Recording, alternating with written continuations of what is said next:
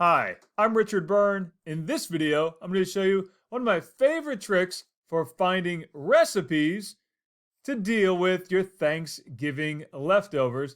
And this little trick is one you can use for anything that you're researching on Google. Let's go ahead and take a look here.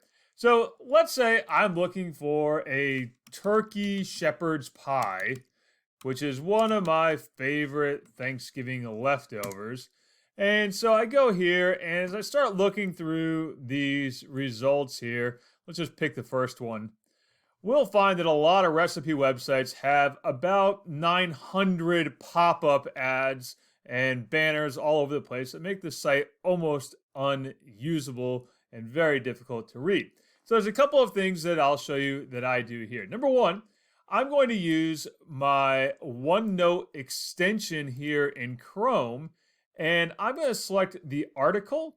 And when I select the article option, we'll see here that I don't have all of those pop-up ads and banner ads in the article that I now clip into my notebook.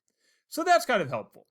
Now, the other thing that I like to do is rather than doing a generic Google search for turkey shepherd's pie, so I'm going to do my turkey shepherd's pie search here.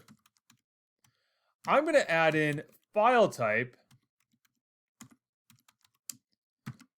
PDF. And now my results are going to be just PDFs that have recipes for turkey shepherd's pie. Like this one here. Let's open it up in a new tab from Alberta Health Services. And we have the recipe here for a nice turkey shepherd's pie. Now, this one is written here in milliliters and grams.